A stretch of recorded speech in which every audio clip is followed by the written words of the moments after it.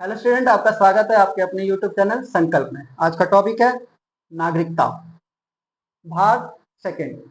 हमने last time पढ़ा था संघ एवं उसके क्षेत्र, जो कि आपको पार्ट एक और पार्ट दो में थोड़ी बहुत समझाने की मेरी तरफ से कोशिश की गई थी।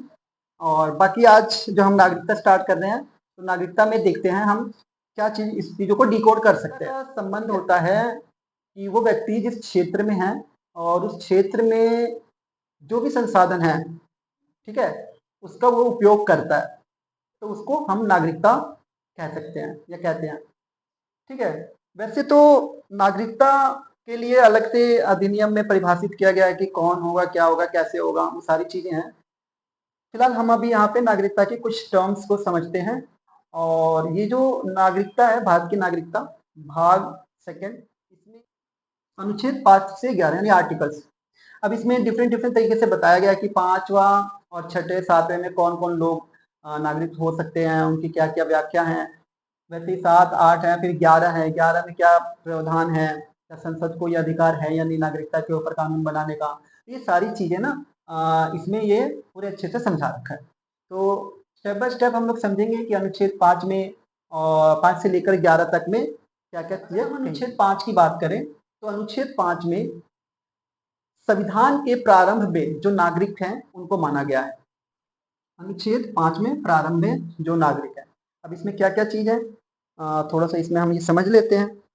जन्म, यानी भारत में जब रहा तो जन्म होना चाहिए। दूसरी चीज में भारत में 5 साल तक रहा हो, कि इसका मतलब यह है कि इनमें से या तो इनके माता पिता कोई भी एक यहाँ पर पांच जन्म हो, जिनका जन्म हुआ हो, ठीक है, और वो 5 साल तक रहा हो, तभी अगर ये कंडीशन फुलफिल होंगे तभी वो भारत का नागरिक कहलाएगा। एक बार फिर से बता दे रहा हूँ कि पहला कंडीशन ये है कि भारत का नागरिक होना चाहिए, भारत में ही जन्म होना चाहिए। ठीक है।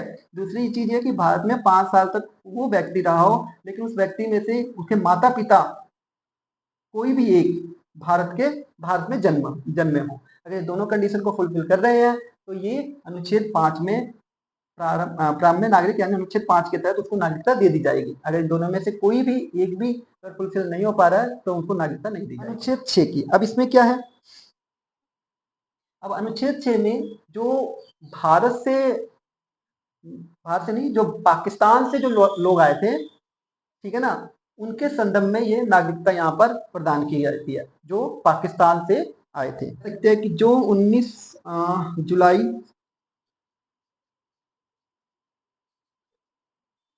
1949 या 1949 को जो व्यक्ति पाकिस्तान से भारत आए, ठीक है, तो उनको हम नागरिक मान लिया करते हैं। ठीक है, उनको नागरिकता दे दी जाती है।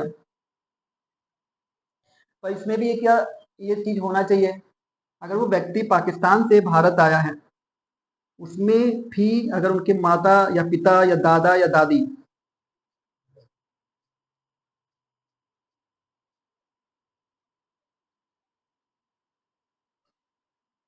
इनमें से अगर कोई भी व्यक्ति यहाँ पे जन्म होगा, तभी वो इस अनुच्छेद 6 के तहत उसको नागरिकता दी जाएगी। ठीक है। इसके अलावा कुछ पंजीकरण भी करवाना होगा, रजिस्ट्रेशन, तो वो पंजीकरण भी करवाना अनिवार्य है, तभी उनको ये नागरिकता इस अनुच्छेद के तहत दी जाती है। अब बात कर लेते हैं अनुच्छेद 7 की। अब इस अनुच्छेद 7 में क्या है, अब इसमें पाकिस्तान 7 में क्या था कि जब बंटवारा हुआ था तो पाकिस्तान चले गए थे कुछ नागरिक। ठीक है, हमारे भारत से कुछ नागरिक पाकिस्तान चले गए थे बंटवारा होने के दौरान, लेकिन बाद में वो 1947 के बाद आ गए, यानी 1 मार्च 1947 के बाद आ गए। ठीक है, चले गए थे, अब किसी कारण वो आ गए यहाँ पर। ठीक है, अब आकर यहाँ पर लौट कर रहने लगे। ठीक है ना, तो जब कोई भी व्यक्ति इस तरीके से आता है और यहाँ रहने लगता है तो उनको एक परमिशन दी जाती है। परमिशन के तहत उनको एक पुनर्वास परमिट बोला जाता है, वो दी जाती है। ठीक है, तो उसके तहत उसको ये मान लिया जाता है कि ये भारत का नागरिक है। ठीक है, ये अनुच्छेद 7 में है। ठीक है, तो इसका आप स्क्रीनशॉट ले सकते हो। ठीक है, फिर हम आते हैं अनुच्छेद 9 में। अनुच्छेद 9 की बात कर लेते हैं।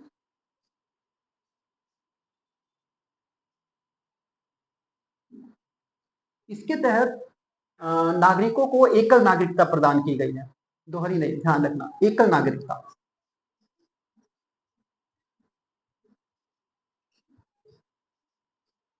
भारत में एकल नागरिकता को वरीयता दी गई है। अनुच्छेद 10 में भारत के किसी भी भाग में उस व्यक्ति को नागरिकता दी जाएगी, अनुच्छेद 10 में। ठीक है, और इसमें यह भी है कि संसद द्वारा बनाए गए कानून को इसके अंतर्गत मान्यता दी जाएगी, अनुच्छेद 10 में। फिर बात करते हैं अनुच्छेद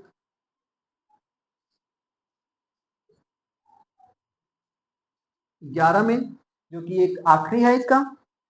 तो ये अनुच्छेद 11 जो है भारत की संसद को, भारत की संसद को अधिकार देता है कि वह